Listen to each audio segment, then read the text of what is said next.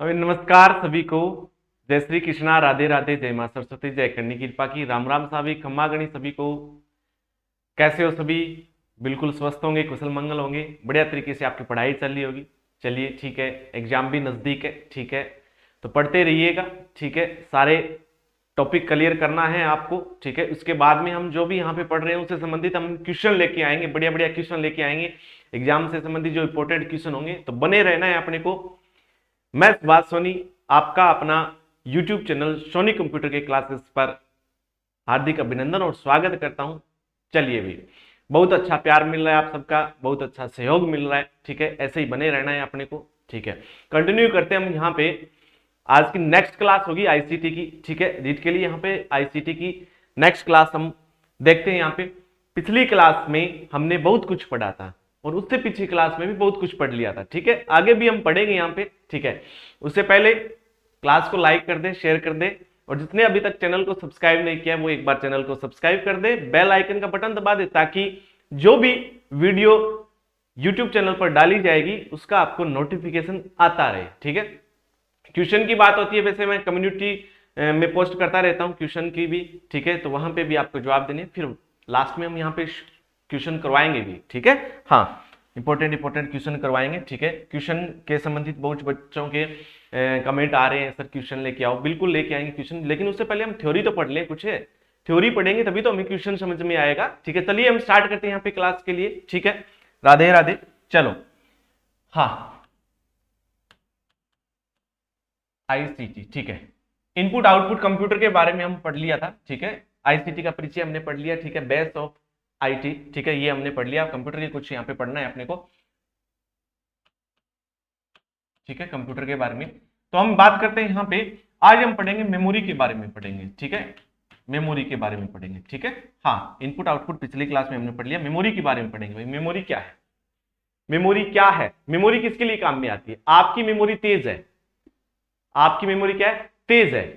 इसका मतलब क्या है कि आप अपने माइंड में कुछ ना कुछ डाटा आप स्टोर करते हो, आप मेमोरी में स्टोर कर लेते हो। ठीक है, आप की देखी हुई कोई भी वस्तु, आपकी पढ़ी हुई कोई भी लाइन या फिर पेज या फिर नोट्स वगैरह या फिर लाइन वगैरह, कोई भी शब्द वगैरह आपकी मेमोरी में स्टोर हो जाते हैं। ठीक है, वैसे ही कंप्यूटर में भी मेमोरी होती है। ठीक है, कंप्यूटर में डाटा स्टोर करने के लिए मेमोरी को काम में लिया जाता है। ठीक है, हाँ, डाटा स्टोर करने के लिए। डाटा क्या हो सकते हैं? डाटा कुछ भी हो सकता है, डाटा ऑडियो हो सकता है, वीडियो हो सकता है, डाटा कोई भी इमेज हो सकती है, डाटा नोट्स हो सकते हैं। ठीक है, कुछ भी हो सकता है। उनको स्टोर करने के लिए मेमोरी की तो जरूरत पड़ती है। जैसे मेमोरी कार्ड आता है, मेमोरी कार्ड में हम क्या करते हैं? डाटाओं को स्टोर करते हैं, ऑडियो वीडियो सॉन्ग हम स्टोर कर लेते हैं। ठीक है, मूवी स्टोर कर लेते हैं। वैसे ही कंप्यूटर में मेमोरी भी तो होती है ना। हाँ, डाटा स्टोर करने के लिए, डाटा स्टोर करने के लिए मेमोरी जरूरत पड़ती है। ठीक है, हाँ, मेमोरी जो होती है वो मुख्य रूप से दो प्रकार की होती है। क्या होती है? मुख्य रूप से दो प्रकार की मेमोरी होती है। चलिए हम देख लेते हैं यहाँ पे कौन कौन सी होगी मेमोरी। मुख्य रूप से दो प्रकार मेमोरी, एक तो होती है प्राइमरी मेमोरी, जिसको हम प्राथमिक मेमोरी बोलते हैं। ठीक है, प्राइमरी मेमोरी, प्राइमरी मेमोरी। और एक होती है सेकेंडरी मेमोरी। दूसरी मेमोरी कौन सी होगी? Secondary memory, secondary memory. ठीक है, अब प्राइमरी मेमोरी को प्राथमिक मेमोरी भी बोला जाता है। क्या बोला जाता है? प्राथमिक मेमोरी भी बोला जाता है। ठीक है, इसको सेकेंडरी यानी कि द्वितीयक मेमोरी, ये कौन सी होगी? द्वितीयक मेमोरी होगी। द्वितीयक मेमोरी जो कंप्यूटर में हम अलग से लगाते हैं। ठीक है, इसको हम बाह्य मेमोरी भी बोलते हैं। कौन सी मेमोरी बोलते हैं? बाह्य मेमोरी भी बोलते हैं। ठीक है, हाँ, सहायक मेमोरी भी इसको बोला जाता है। कौन सी मेमोरी? सहायक, एक्सिलरी मेमोरी भी इसको बोला जाता है। ठीक है, हाँ, ये मेन मेमोरी होती है, ये कंप्यूटर की मेन मेमोरी होती है। ठीक है, मेन मेमोरी। जैसे मान लो आप मोबाइल खरीदने के लिए जाते हो तो वहां पे देखते हैं ना कि रैम कितनी जीबी की है इसकी, है ना, तो वो मेन मेमोरी होती है। ठीक है, मेन, मुख्य मेमोरी जिसको बोला जाता है, मुख्य मेमोरी जिसको हमें बोलेंगे। ठीक है, ये अलग से हम लगाते हैं। जैसे आप मोबाइल लेके आ गए, मोबाइल के अंदर की मेमोरी होगी, ठीक है, 2 GB है या फिर 4 GB है, 6 GB की होगी। ठीक है, रैम होगी। फिर आप क्या करते हो? मेमोरी कार्ड अलग से खरीदते हो, है ना, 64 GB का या फिर 128 GB का, 32 GB का, वो इसके अंतर्गत आता है। ठीक है, चलिए हम देख लेते हैं यहाँ पे कि प्राइमरी मेमोरी, अब इनमें बात करें, मेमोरी की दो प्रकार की प्रकृति होती है, ठीक है। मेमोरी की जो प्रकृति होगी वो दो प्रकृति होगी। उससे पहले हम देख लेते हैं कि प्राइमरी मेमोरी में कौन कौन सी मेमोरी आती है, ठीक है। उदाहरण पूछ लिया जाता है कि कौन सी मेमोरी किस मेमोरी के अंतर्गत आती है, ठीक है। जैसे इनपुट डिवाइस आउटपुट डिवाइस भी अलग अलग थी, पूछ लिया जाएगा इनपुट डिवाइस कौन सी होती है, आउटपुट डिवाइसेस कौन सी होती है, ठीक है। हाँ ठीक है, चलिए इनपुट डिवाइस आगम और आउटपुट डिवाइस निर्गम, इसमें हम बात करें दो प्रकार की होगी प्राइमरी। एक तो होती है रैम और दूसरी होती है रोम, ठीक है। रैम रैंडम एक्सेस मेमोरी, रोम रीड ओनली मेमोरी। रैम के अगर हम भाग देखें, दो भाग होते हैं रैम के। एक तो होता है डी रैम, ठीक है, और एक होता है एस रैम होता है, ठीक है। रोम को तीन भागों में बांटा गया है यहां पे, रोम को तीन भागों में। कौन सा? एक तो होता है पी रोम और एक होती है ई पी रोम, ठीक है। मेमोरी होती है, अलग अलग मेमोरी होती है, ठीक है। कोई डाटा को स्थायी रूप से स्टोर करती है, कोई डाटा को अस्थायी रूप से स्टोर करती है, ठीक है। और कोई डाटा जो हम यूज कर रहे हैं, डाटा कोई भी मतलब फाइल हमने ओपन कर रखी है या फिर हम कोई भी काम चला रखा है हमने, ठीक है, उसके लिए भी मेमोरी अलग होती है, ठीक है। कोई डाटा को स्थायी रूप से स्टोर करती है या फिर कोई भी डाटा को, रिजल्ट को, जो भी हम आउटपुट निकलता है उसको अस्थायी रूप से स्टोर, ये अलग अलग मेमोरी होती है, ठीक है। पढ़ेंगे हम यहाँ पे। एक होती है डबल ईपी रोम, ठीक है। ये तो बात आ गई यहाँ पे प्राइमरी मेमोरी की बात आ गई, ठीक है। अब हम बात कर लेते हैं यहाँ पे कि बाह्य मेमोरी अर्थात सेकेंडरी मेमोरी की हम बात कर लेते हैं, ठीक है। उससे पहले हम बात कर लेते हैं इनके बारे में, ठीक है। इन दो के बारे में हम बात कर लेते हैं। चलिए रैम के बारे में अगर हम यहाँ पे चर्चा करें, रैम मैं आपको दिखा देता हूं, ठीक है। जब भी कंप्यूटर रिफ्रेश करने की जरूरत पड़ती है हमें, तो इसका मतलब हम रैम को रिफ्रेश कर रहे हैं, ठीक है। रैम को रिफ्रेश, कंप्यूटर सिस्टम स्लो हो जाता है ना, तो रैम को रिफ्रेश किया जाता है। F5 आप दबाते हो, रैम रिफ्रेश होती है। रैम देखो यहाँ पे हार्डवेयर है भैया, ठीक है, हार्डवेयर प्रौद्योगिकी के अंतर्गत आएगा, हार्डवेयर है। रैम हम यहाँ पे देख लेते हैं कैसी होती है, मदरबोर्ड के ऊपर लगी होती है। ये रैम है भैया, ये क्या है? ये रैम है, रैम ऐसी होती है रैम, ठीक है। मदरबोर्ड के ऊपर लगी होती है, हार्डवेयर है, इसको हम छू सकते हैं, देख सकते हैं, किसके ऊपर लगी होती है? मदरबोर्ड पे लगी होती है, ठीक है। मदरबोर्ड मेन बोर्ड होता है, उसकी भी हम चर्चा करें। हार्डवेयर में इसको भी हम पढ़ेंगे, मदरबोर्ड को भी पढ़ेंगे। चलिए उससे पहले हम देख लेते हैं यहाँ पे रैम के बारे में, ठीक है। रैम, ये रैम होगी। चलिए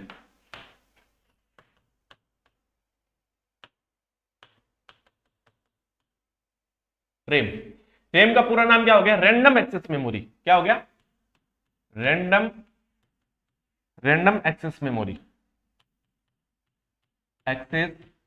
मेमोरी इसका पूरा नाम होता है, ठीक है। रैंडम एक्सेस मेमोरी, ठीक है। इसकी जो प्रकृति होती है, क्या होती है? प्रकृति, दो प्रकृति होती है। एक प्रकृति होगी वोलेटाइल, एक प्रकृति होती है नॉन वोलेटाइल, ठीक है। तो रैम की जो प्रकृति होती है वो वोलेटाइल होती है, प्रकृति वोलेटाइल होती है, वोलेटाइल, ठीक है, यानी कि परिवर्तित मेमोरी है, ठीक है। अर्थात जब भी हम कंप्यूटर में कोई भी डाटा, कोई भी फाइल, कुछ भी एप्लीकेशन ओपन करते हैं या फिर मोबाइल में ओपन करते हैं ये चीजें, तो वो किस में ओपन होगी? उनको ओपन होने के लिए स्पेस चाहिए, ठीक है। तो वो ओपन किस में होगी? वो रैम में होगी, ठीक है। आप मोबाइल में अगर वीडियो सॉन्ग चला रहे हो ना, तो वो चल किस में रहा है? वो रैम में चल रहा है। आप कंप्यूटर में ए नाम की कोई फाइल है, उसको आप ओपन करोगे तो ओपन होने के लिए इसको स्पेस चाहिए भैया। क्या चाहिए? स्पेस। तो ये किस में ओपन होगी? ये रैम में ओपन होगी, ये, ठीक है। ये ए नाम की फाइल रैम में ओपन होगी, ठीक है। आप इंटरनेट चलाते हो, चाहे आप मोबाइल में चलाओ या फिर कंप्यूटर में चलाओ, तो इंटरनेट ओपन होने के लिए स्पेस चाहिए, तो ये किस में चलेगा? रैम में चलेगा। आप कुछ भी काम करते हो, कोई भी सॉफ्टवेयर, फेसबुक आप चलाते हो, उसको ओपन करते हो, टेलीग्राम आप ओपन करते हो, ठीक है, यूट्यूब आप ओपन करते हो, ठीक है, व्हाट्सएप आप ओपन करते हो, तो उनको ओपन होने के लिए भी ये जगह चाहिए, स्पेस चाहिए उनको। तो वो किसके, कौन सी मेमोरी काम आएगी? वो रैम में चलेगी वो, ठीक है। हाँ, हाई मेमोरी में तो स्टोर होते हैं, जैसे मेमोरी कार्ड में स्टोर रहता है कोई भी डाटा, या फिर आपके मोबाइल की खुद की मेमोरी है, ठीक है, स्थायी मेमोरी, उसमें स्टोर रहता है डाटा। तो उसको जब हम ओपन करते हैं उस डाटा को, तो वो रैम में ओपन होते हैं, ठीक है। रैम एक स्पेस है जहां पर डाटा लोड किया जाता है, रैम एक स्पेस है जहां पर डाटा लोड किया जाता है, अर्थात यह अस्थायी मेमोरी है, अस्थायी मेमोरी है, ठीक है, अस्थायी मेमोरी है, अर्थात कंप्यूटर बंद होने के बाद में, क्या, कंप्यूटर ऑफ होने के बाद, ऑफ होने पर रैम से डाटा क्या हो जाएगा, रैम से जो डाटा है वो क्या हो जाएगा, नष्ट हो जाएगा, नष्ट हो जाएगा, ठीक है। अस्थायी, अस्थायी है, इसको हम अस्थिर भी बोल सकते हैं, अस्थिर भी बोल सकते हैं, और नाशवान मेमोरी भी बोल सकते हैं, नाशवान मेमोरी, ठीक है। ऐसी कौन सी मेमोरी है जिसमें कंप्यूटर ऑन रहता है तब तक तो डाटा रहता है, कंप्यूटर ऑफ होने के बाद में डाटा नष्ट हो जाता है, वो कौन सी मेमोरी है, वो रैम है, ठीक है, रैम। अब हम बात कर लेते हैं यहां पे, रैम जो होती है वो दो प्रकार की होती है, ठीक है। रैम के कितने प्रकार होते हैं, दो, एक तो होता है एस रैम, एक होता है डी रैम होता है, ठीक है। आगे बात समझ में यहां पे, चलिए हम देख लेते हैं यहां पे रैम के दो प्रकार, एक तो होता है डी रैम, प्रकार की अगर हम बात करें यहां पे, प्रकार दो, एक तो होता है इसमें D RAM, D RAM, D RAM होता है dynamic random access memory, dynamic random access memory, dynamic random access memory, ठीक है, हाँ, अर्थात परिवर्तनशील, ठीक है, गतिशील जिसको हम बोलते हैं, गतिशील, ठीक है। जब भी रैम की बात आती है, ध्यान से सुनना, जब भी रैम की बात आती है कंप्यूटर में तो हम डी रैम की बात करते हैं, किसकी बात करते हैं, डी रैम, यही अपने कंप्यूटर में लगी होती है, ठीक है। अब जैसे मान लो कंप्यूटर में आप काम कर रहे होते हो, ठीक है, कंप्यूटर सिस्टम क्या हो जाता है, स्लो हो जाता है, तो हम क्या करते हैं, उसको रिफ्रेश करते हैं, क्या करते हैं, रिफ्रेश किया जाता है, ठीक है। तो वो रिफ्रेश क्या हो रहा है, वो डी रैम रिफ्रेश हो रही है, कई बार क्या होता है, प्रोग्राम हम बहुत सारे ओपन कर लेते हैं, ठीक है, ओपन तो किस में होना है, ओपन तो रैम में ही होना है, रैम कौन सी लगी होती है, डी रैम लगी होती है, तो हद से ज्यादा हम ओपन कर लेते हैं, यानी कि रैम की कैपेसिटी से ज्यादा अगर डाटा ओपन कर लिया तो कंप्यूटर सिस्टम क्या हो जाएगा, स्लो हो जाएगा, फिर हम रिफ्रेश करते हैं, तो वो क्या होती है, रिफ्रेश, डी रैम रिफ्रेश करें, अर्थात इस मेमोरी को बार बार रिफ्रेश करने की आवश्यकता पड़ती है, ठीक है, बार बार रिफ्रेश करने की, बार बार रिफ्रेश करने की आवश्यकता पड़ेगी, ठीक है, आवश्यकता पड़ती है, ठीक है, रिफ्रेश करने की आवश्यकता पड़ती है, अर्थात ये स्लो रैम है, ठीक है, स्लो रैम है, आगे बात समझ में, ठीक है। अब इसमें बात कर लेते हैं हम यहां पे कि डी रैम जो होते हैं, डी रैम के प्रकार की अगर हम बात करें, डी रैम तीन प्रकार की होती है, डी रैम जो हम कंप्यूटर में यूज करते हैं वो तीन प्रकार की होती है, ठीक है। तीनों में कौन सी हम रैम यूज करते हैं वो देखो यहां पे, डी रैम के प्रकार, ठीक है, डी रैम के प्रकार तीन होते हैं, कितने होते हैं मना, तीन होते हैं, तीन कौन कौन सी होगी, एक तो हो गया SD RAM, SD RAM, synchronise dynamic random access memory, ठीक है, सिंक्रोनस, ठीक है, डी रैम, और डी रैम का मतलब क्या हो गया, डायनेमिक रैंडम एक्सेस मेमोरी। दूसरा होता है आरडी रैम, आरडी रैम, ठीक है, हाँ, आरडी रैम होता है Rambus dynamic random access memory, ठीक है, Rambus D RAM, Rambus dynamic random access memory, ठीक है, ये हम यूज नहीं करते, ठीक है। अब जो यूज करते हैं उसकी बात देखो, डी रैम में कौन सी यूज करते हैं, यूज तो हम डी रैम ही करते हैं, कौन सी यूज करते हैं, वो थर्ड वाली डी आर रैम। जब भी आप मार्केट में आप जाओगे कि हमें रैम चाहिए भैया, तो आपको पूछेगा कौन सी, D RAM, D R RAM, double data rate random access memory, इसमें कौन सी चाहिए, डीडीआर फर्स्ट चाहिए, डीडीआर 1 2 चाहिए, डीडीआर 3, डीडीआर 4, डीडीआर 5, इसमें भी वर्जन आ गए हैं, ठीक है, double data rate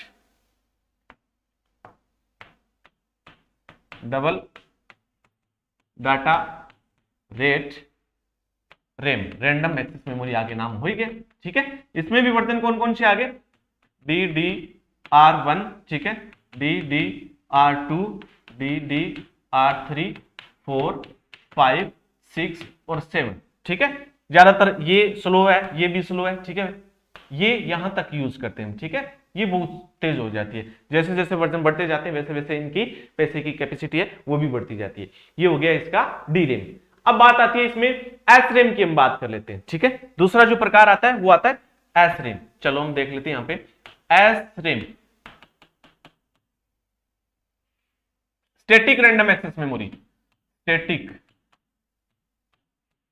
random access memory, पूरा नाम होता है इसका स्टैटिक रैंडम एक्सेस मेमोरी। ठीक है, अब देखो ये तो थी गतिशील, ये है स्थिर मेमोरी जिसको हम बोलते हैं स्थिर,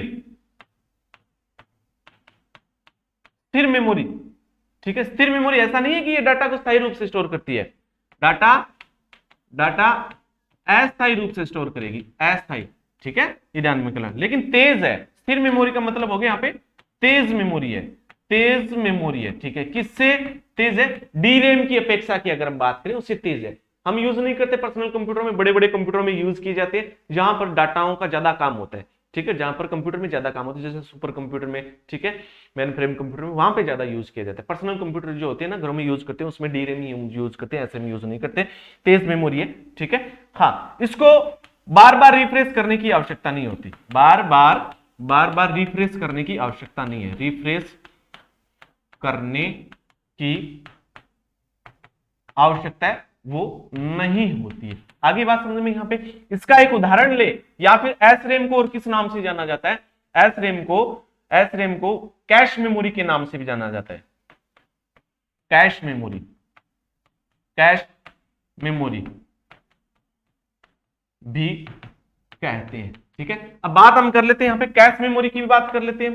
ठीक है, कैश मेमोरी की अगर हम बात करें, कैश मेमोरी तेज मेमोरी है, तेज मेमोरी है। ठीक है, छोटी मेमोरी है, छोटी मेमोरी है, ये ध्यान में कर लेना, छोटी मेमोरी है। आगे बात समझ में, किसके बीच लगी होती है, ये इंपॉर्टेंट बन जाता है। तो ये एक तो सीपीयू और रैम के बीच लगी होती है, रैम के बीच लगी होती है, बीच लगी होती है। जैसे मैं बात कर लेता हूं, यहां पे बीच लगी होती है, ये ध्यान कर लेना। ठीक है, ये यहां पे मदरबोर्ड है। ठीक है, मदरबोर्ड है, यहां पे सीपीयू लगा है, ये क्या है? सीपीयू, छोटा सा सीपीयू आयताकार टुकड़ा होता है, चर्चा करेंगे। यहां पे रैम लगी है, ये क्या है? रैम लगी होती है। ठीक है, जब भी हम कंप्यूटर में इनपुट करेंगे कोई भी कार्य करने के लिए, वो सबसे पहले कहां पे जाएगा? वो रैम में जाएगा। ठीक है, रैम में स्टोर होना पड़ता है उसको, सबसे पहले कोई भी हम निर्देश देंगे, कोई भी काम करेंगे, रैम में स्टोर होना पड़ता है। ठीक है, फिर उसके बाद में रैम क्या करती है? सीपीयू को भेजती है। लेकिन इसके बीच में एक मेमोरी और लगी होती है जिसको हम बोलते हैं कैश मेमोरी, कैश मेमोरी। अब गणना करने का काम किसका होता है? सीपीयू का होता है। गणना करने का काम किसका? सीपीयू का होता है। तो सीपीयू को जब भी डाटा की जरूरत पड़ती है तो फास्टली से जो एक्सेस करवाती है, सीपीयू को डाटा देती है। ठीक है, रैम से लाके वो कौन सी मेमोरी देगी? वो कैश मेमोरी। अर्थात सीपीयू जब भी कोई भी गणना करता है तो उसको जो भी डाटा की आवश्यकता पड़ती है वो कैश मेमोरी लाके देती है। और कैश मेमोरी जो होती है वो अस्थायी मेमोरी होती है। ठीक है, कैश मेमोरी जो होगी वो अस्थायी मेमोरी होगी। ठीक है, अस्थायी मेमोरी होती है, अर्थात डाटा को स्थायी रूप से स्टोर नहीं करती।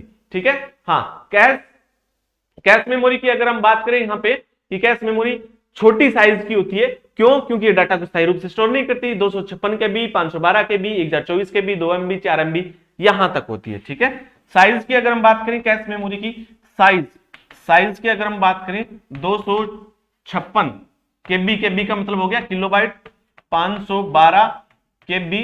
ठीक है, फिर 1 MB, 2 MB का मतलब मेगाबाइट, 4 MB। ठीक है, और फिर 6 MB आदि तक होती है। ठीक है, छोटी साइज होती है। ये तो सिर्फ डाटा लाया और सीपीयू को दे दिया, बस इतना ही काम होता है इसका, कैश मेमोरी का। ठीक है, हाँ, आगे बात समझ में। चलिए, कैश मेमोरी भी L1 और L2 में होती है, ध्यान में कर लेना। ठीक है, हाँ, अब हम बात कर लेते हैं इसमें कैश रैम में आपके दोनों भाग हो गए, डी रैम हो गया और एस रैम हो गया। अब बात कर लेते हैं हम रोम की, बात कर लेते हैं। दूसरा जो प्रकार आता है प्राइमरी मेमोरी का, रोम के बारे में अगर हम यहां पे पढ़े, देखो दूसरी मेमोरी आती है रोम का मतलब होता है रीड ओनली मेमोरी। ठीक है, रोम का मतलब क्या हो गया? Read only memory, read only memory की अगर बात की जाए तो देखो, अब आप समझे कि रैम क्यों काम में ली गई, रैम का यूज क्या है। ठीक है, कोई भी डाटा ओपन करेंगे रैम में चलेगा। ठीक है, रैम में ही लोड होगा, फिर अपने को दिखाया जाएगा, चाहे वो मोबाइल की बात है चाहे वो कंप्यूटर की बात है। आगे बात समझ में यहाँ पे? ठीक है, वो तो जरूरी है रैम, नहीं तो कोई भी डाटा कैसे ओपन करेंगे, कोई फाइल या फोल्डर कैसे करेंगे, काम कैसे करेंगे हम, ठीक है, तो रैम जरूरी है, ध्यान में कर लेना, ठीक है। ROM read only memory, read का मतलब हो गया पढ़ना, पढ़ना, ठीक है, ओनली का मतलब हो गया सिर्फ, सिर्फ, मेमोरी का मतलब हो गया मेमोरी, यानी कि इस मेमोरी को सिर्फ और सिर्फ आप क्या कर सकते हो, पढ़ सकते हो, सिर्फ और सिर्फ क्या कर सकते हो, पढ़ सकते हो। इसे बिल्ट इन मेमोरी भी कहा जाता है, क्या कहा जाता है, बिल्ट इन मेमोरी, मेमोरी भी कहते हैं, क्या कहते हैं, बिल्ट इन मेमोरी भी कहते हैं। बिल्ट इन का मतलब हो गया पहले से निर्मित, क्या हो गया, पहले से निर्मित, निर्मित का मतलब कोई भी निर्माण किया जाता है तब, पहले से निर्मित, यानी कि कोई ना कोई तो इस रोम को बनाता ही होगा, कोई ना कोई कंपनी तो जरूर बनाती होगी इसको। तो जब कोई भी कंपनी इस रोम का निर्माण करती है तो निर्माण करते समय ही इसमें कुछ प्रोग्राम स्टोर कर देती है, कुछ सॉफ्टवेयर स्टोर कर देती है, और उन सॉफ्टवेयरों को ही हमें काम में लेना पड़ता है, ठीक है। ये स्थायी मेमोरी होती है, वो जो प्रोग्राम होते हैं कंप्यूटर बंद होने के बाद में वो प्रोग्राम नष्ट नहीं होते, ये ध्यान में कर लेना, ठीक है। ये नॉन वोलेटाइल मेमोरी है, क्या है, नॉन वोलेटाइल है, नॉन वोलेटाइल है, ठीक है। आगे बात समझे, अर्थात स्थायी मेमोरी है, ये स्थायी मेमोरी है, ठीक है। मेमोरी स्थायी को और क्या बोल सकते हैं हम, स्थिर मेमोरी भी बोल सकते हैं, स्थिर मेमोरी है, ठीक है। हाँ देखो यहां पे अभी मैंने एक बात बताई कि रोम निर्माण के समय, रोम निर्माण के समय, रोम निर्माण के समय निर्माता कुछ प्रोग्राम स्टोर कर देती है, कुछ प्रोग्राम स्टोर कर देते हैं, ठीक है, और उन्हीं प्रोग्रामों को हमें काम में लिया जाता है और वही प्रोग्राम कंप्यूटर के लिए उपयोगी होते हैं, ठीक है।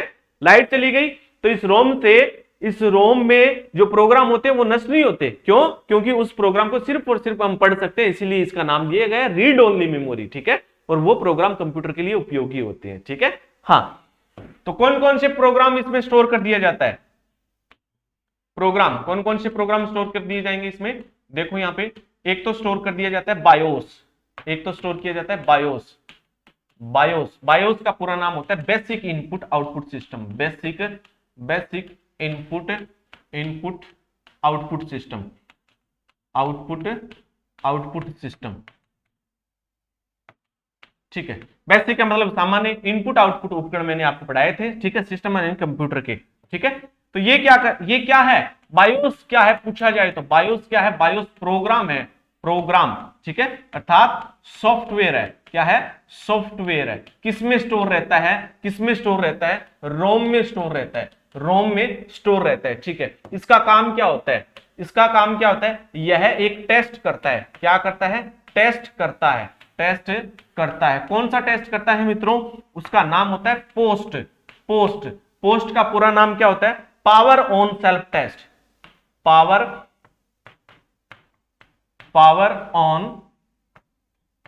On self test, power on, जब कंप्यूटर का पावर ऑन होता है, सेल्फ मतलब अपने आप टेस्ट करता है, क्या टेस्ट करेगा कि सामान्य रूप से इनपुट और आउटपुट उपकरण कंप्यूटर सिस्टम से जुड़े हैं या नहीं, यह टेस्ट करता है। जैसे ही कंप्यूटर सिस्टम को ऑन करोगे तो रोम में उपस्थित ये प्रोग्राम एक्टिव हो जाएगा, कौन सा, बायोस, और चेक करेगा कि सामान्य रूप से इनपुट और आउटपुट उपकरण जो मैंने आपको पढ़ाए थे वो जुड़े हैं या नहीं जुड़े। जैसे कीबोर्ड एक इनपुट उपकरण है, अगर ऑन करोगे कंप्यूटर तो कीबोर्ड अगर जुड़ा हुआ नहीं है तो आप पे मैसेज करेगा, ये टेस्ट करेगा, मैसेज दे देगा स्क्रीन पे, keyboard is not attached, keyboard जुड़ा हुआ नहीं है, तो ये चेक करता है, ठीक है, ये टेस्ट करता है। आगे बात समझे, बायोस। दूसरा प्रोग्राम आता है इसमें, दूसरा प्रोग्राम जो आता है वो आता है लोडर,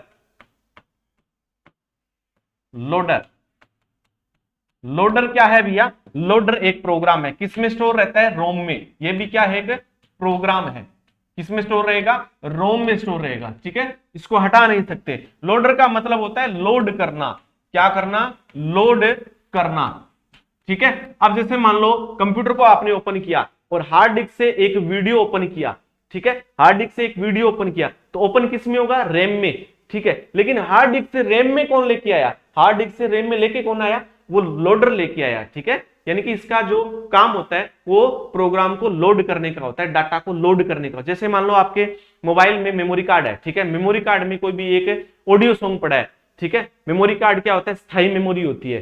तो मेमोरी कार्ड से आप कोई भी ऑडियो सॉन्ग उसको प्ले करोगे तो प्ले किस में होगा, रैम में होगा, रैम में होगा ना। तो मेमोरी कार्ड से रैम में डाटा को किसने लोड किया, किसने लोड किया, कोई ना कोई प्रोग्राम लोड करेगा, वो किसने किया, वो लोडर ने प्रोग्राम को लोड किया, ठीक है। तो ये हम यहां पे लिख सकते हैं लोडर को। सेकेंडरी मेमोरी, सेकेंडरी मेमोरी कौन सी होती है, hard disk, hard disk, floppy disk, CD, DVD, pen drive, SD card, memory card, ये जो होती है सेकेंडरी मेमोरी होती है। वहां से कोई भी डाटा ओपन करेंगे रैम में जाएगा, रैम में प्ले होगा, रैम में चलेगा, लेकिन काम कौन करेगा इसको लोड करने का, loader. Secondary memory, secondary memory से, सेकेंडरी मेमोरी से प्राइमरी मेमोरी, प्राइमरी मेमोरी वो भी कौन सी, रैम, प्राइमरी मेमोरी कौन सी, रैम, रैम में डाटा लोड करता है, ठीक है, डाटा लोड करता है, कौन करता है, लोडर, ठीक है। चलिए फिर तीसरा आता है इसमें फर्मवेयर, फर्मवेयर प्रोग्राम, ठीक है। ये भी क्या है, ये भी प्रोग्राम है, ठीक है। रोम में उपस्थित प्रोग्राम को फर्मवेयर कहते हैं, ठीक है। हाँ, रोम में उपस्थित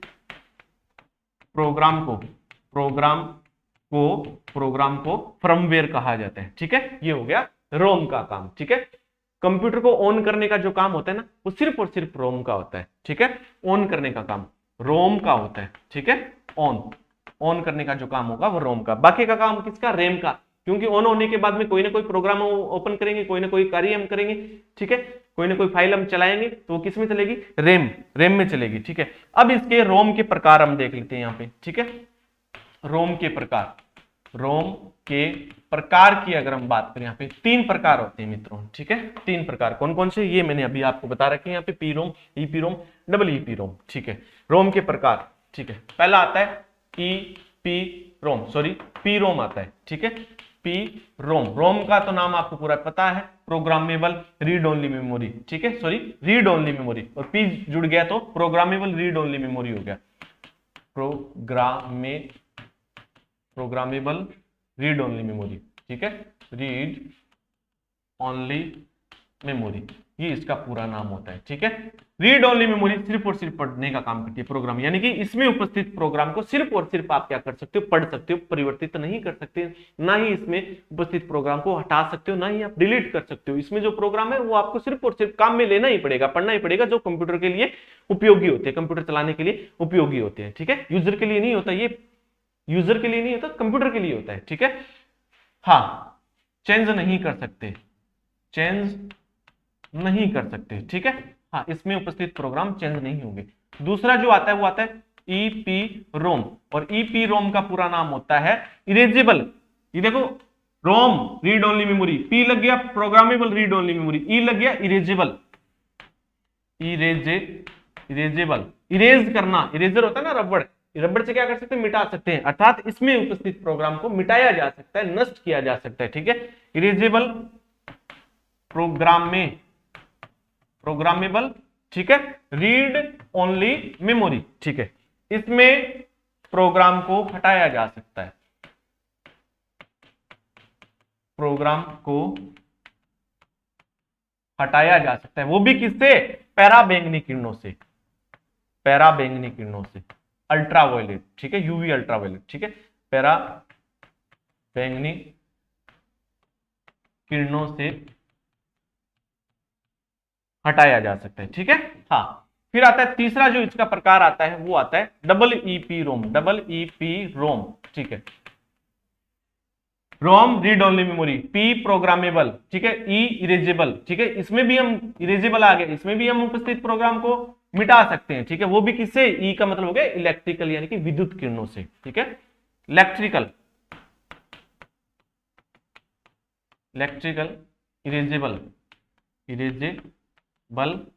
प्रोग्रामेबल रीड ओनली मेमोरी, ठीक है, प्रोग्राम हटाया, इसमें भी क्या, प्रोग्राम हटाया जा सकता है, वो भी किससे, इलेक्ट्रिकल आ गया, विद्युत किरणों से, किससे, विद्युत विद्युत किरणों से हटाया जा सकता है, किरणों से हटाया जा सकता है। आगे बात समझ में, ये होते हैं रोम। ठीक है, यहाँ पे हमने प्राइमरी मेमोरी को पढ़ लिया, रैम को पढ़ लिया और रोम को पढ़ लिया। ठीक है, चलिए बढ़िया तरीके से समझ में आ रहा होगा, कोई भी दिक्कत नहीं है। चलिए हम आगे देखते हैं, हम यहाँ पे सेकेंडरी मेमोरी की बात करते हैं, दूसरी मेमोरी की। ठीक है, ये तो आती है, ठीक है, मोबाइल में भी आती है, इंटरनल मेमोरी होती है। ठीक है, और उनको हम एक्स्ट्रा से लगा सकते हैं सेकेंडरी मेमोरी को। चलिए हम देख लेते हैं यहाँ पे सेकेंडरी मेमोरी कौन कौन सी है यहाँ पे।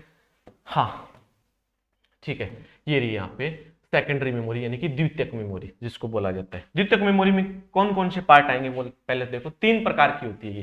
कितने प्रकार की होती है? 3 प्रकार की। पहले प्रकार की अगर हम बात करें, मैग्नेटिक स्टोरेज। ठीक है, हाँ मैग्नेटिक स्टोरेज। मैग्नेटिक स्टोरेज में कौन कौन सी आ गई? मैग्नेटिक स्टोरेज में आपकी आ गई मैग्नेटिक टेप। ठीक है, एक आ गई हार्ड डिस्क। ठीक है, एक आ गई फ्लॉपी डिस्क,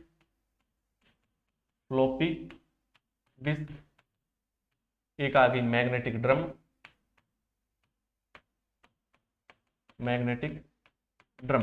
ये चुंबकीय, मैग्नेटिक का मतलब चुंबकीय स्टोरेज। दूसरी जो मेमोरी आती है वो आती है ऑप्टिकल, यानी कि प्रकाशीय। दूसरी ऑप्टिकल स्टोरेज। पूछा जा सकता है प्राइमरी कौन सी होती है और सेकेंडरी कौन सी होती है। प्रकाशीय स्टोरेज जिसको हम बोलते हैं, क्या बोलते हैं? प्रकाशीय स्टोरेज, यानी कि जिसमें प्रकाश की सहायता से डाटा को पढ़ा और लिखा जाता है, इसमें चुंबक की सहायता से डाटा को पढ़ा और लिखा जाता है। चलिए प्रकाशीय स्टोरेज में कौन सी होगी? एक तो होगी सीडी, दूसरी होगी डीवीडी और तीसरी होगी बीआरडी। आगे बात समझ में। और तीसरा जो इसका प्रकार आता है वो आता है इलेक्ट्रॉनिक स्टोरेज, यानी कि विद्युत की सहायता से डाटा को स्टोर किया जा सकता है और मिटाया जा सकता है। ठीक है, अब देखो यहां पे एक मैं उदाहरण बता देता हूं कि डब्ल्यूईपी रोम यानी कि विद्युत किरणों की सहायता से डाटा को हम क्या कर सकते हैं? हटा सकते हैं। इसका जो उदाहरण होता है, ठीक है, उदाहरण जो होगा, वो होगा फ्लैश मेमोरी। कौन सा होगा? Flash memory card. ठीक है, मेमोरी कार्ड। ठीक है, और पेन ड्राइव, ये उदाहरण होंगे इसके। चलिए देख लेते हैं हम यहाँ पे आगे। बीआरडी हो गया। तीसरा जो प्रकार आया था सेकेंडरी मेमोरी का, वो आया था यहाँ पे विद्युत इलेक्ट्रॉनिक स्टोरेज।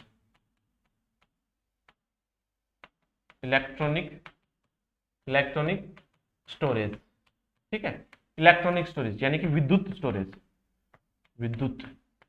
अब इसमें कौन कौन से उदाहरण आ जाएंगे? इसमें आ जाएगा आपका फ्लैश मेमोरी, एक तो आ गया पेन ड्राइव। ठीक है, दूसरा आ गया एसडी कार्ड,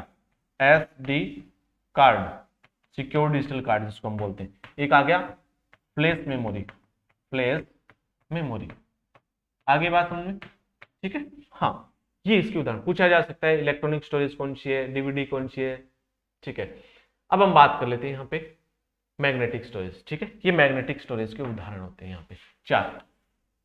ठीक है, सबसे ज्यादा मात्रा में हार्ड डिस्क जो होती है सबसे ज्यादा मात्रा में डाटा स्टोर करती है भैया, ठीक है। ये जो मेमोरी होती है ना सेकेंडरी मेमोरी, ये स्थायी मेमोरी होती है भैया।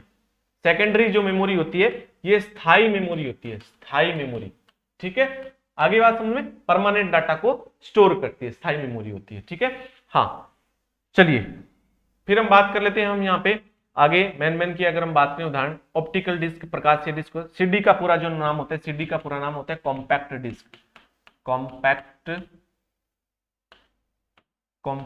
डिस्क पूरा नाम होता है। डीवीडी होता है डिजिटल वीडियो डिस्क,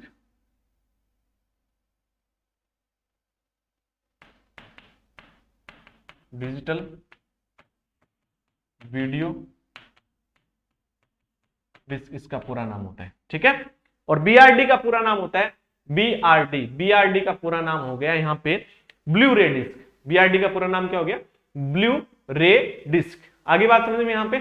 चलिए नेक्स्ट हम बात कर लेते हैं यहाँ पे इलेक्ट्रॉनिक स्टोरेज, ठीक है। यानी कि इनमें डाटाओं को विद्युत किरणों की सहायता से हटाया जा सकता है, ठीक है।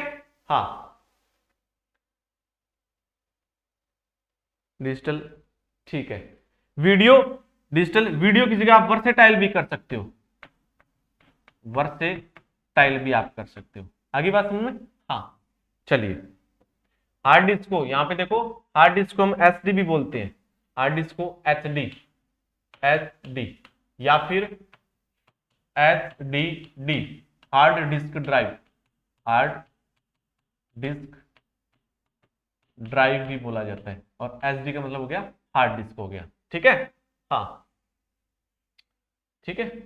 चलिए, इसके बाद में हम बात करें यहां पे सीडी में, सीडी में जो डाटा स्टोर किया जाता है, सीडी में 700 MB तक डाटा स्टोर किया जाता है, ठीक है। सीडी, सीडी में 700 MB डाटा स्टोर किया जा सकता है, ठीक है। डीवीडी में, डीवीडी में जो डाटा स्टोर किया जाएगा वो नॉर्मल डीवीडी में 4.7 GB तक डाटा और अधिकतम 17 GB तक डाटा स्टोर किया जाता है, ठीक है। बीआरडी का पूरा नाम हो गया ब्लू रे डिस्क, ब्लू रे डिस्क। इसमें 25 GB से 128 GB तक डाटा स्टोरेज। अगर हम प्रकाश स्टोरेज में बात करें, तीनों में सबसे ज्यादा बीआरडी, ब्लू रे डिस्क में डाटा स्टोर किया जाता है, ठीक है, सबसे ज्यादा, ठीक है। फिर उसकी बात कर ले, आगे बात करें यहाँ पे pen drive, SD card, flash memory, ये भी डाटा स्टोर करने के लिए काम में आते हैं, ठीक है। हाँ, तो इनमें जो उपस्थित डाटा है उनको विद्युत किरणों की सहायता से हटाया जा सकता है। आगे बात समझ में यहाँ पे, तो ये था अपना मेमोरी का जो पार्ट, ठीक है। अब इसमें हाँ, मेमोरी की इकाई की अगर हम बात करें ना, मेमोरी की इकाई की अगर हम बात करें, यूनिट, यूनिट, जैसे मान लो आप कोई भी सामान लेके आते हो तो किस में लेके आते हो, उसकी कोई यूनिट होती है ना, किलो में लेके आते हो, ग्राम में लेके आते हो, या फिर आप बाइक चलाते हो तो किलोमीटर में आप चलाते हो, ठीक है। ये अलग अलग यूनिट होती है।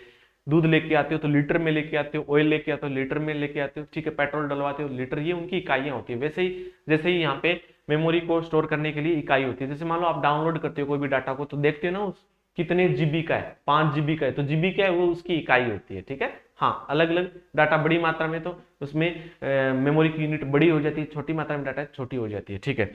हाँ, सबसे मेमोरी सबसे छोटी जो यूनिट होती है, सबसे सबसे छोटी जो यूनिट होती है वो होती है बिट, बिट, बिट में 0 और 1 होते हैं, ठीक है। कंप्यूटर बाइनरी नंबर पे समझता है।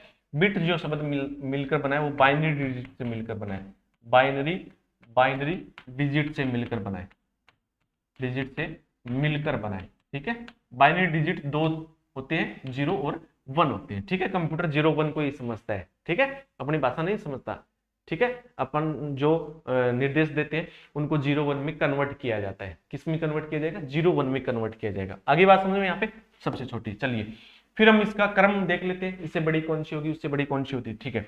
तो यहाँ पे क्रम मैं बता देता हूं आपको, एक, ठीक है, यहाँ पे लिख देता हूं मैं, यहाँ पे सबसे छोटी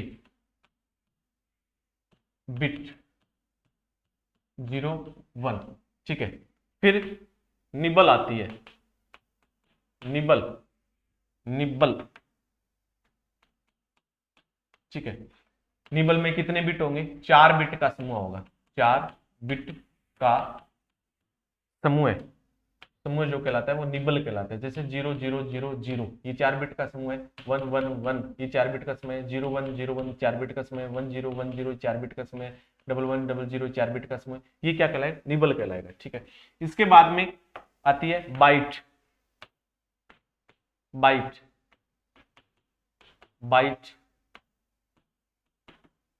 ठीक है। बाइट 8 बिट का समूह है, 8 बिट का समूह होता है, ठीक है। 8, जैसे ये 4 8, ये बाइट हो गई, ठीक है।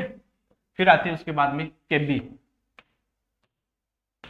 केबी, केबी होता है kilo byte, kilo byte, 1 kilo byte में, ठीक है। 1 किलो बाइट में कितने बाइट की संख्या होती है? उससे पहले क्या था? बाइट, तो 1024 बाइट होते हैं, ठीक है। कितने होंगे? 1024 बाइट। किलो बाइट के बाद में, केबी के बाद में आता है एमबी, मेमोरी की यूनिट है, ठीक है। MB, 1 MB, MB होता है मेगाबाइट, मेगाबाइट, ठीक है। इसमें होंगे 1024, ठीक है। पीछे से क्या आ रहा है किलोबाइट, तो क्या आ जाएगा यहाँ पे केबी आ जाएगा, ठीक है।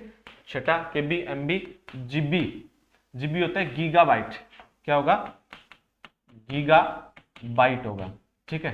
तो 1 GB बराबर क्या होंगे, उससे पहले क्या आ रहा है मेगाबाइट, तो 1024, ये फिक्स होते हैं। 1024 क्या होते हैं प्री डिफाइन होते हैं, फिक्स होते हैं। जैसे 1 किलो में कितने ग्राम होंगे 1000 ग्राम, ये पहले से फिक्स होते हैं, ये भी पहले से फिक्स होंगे।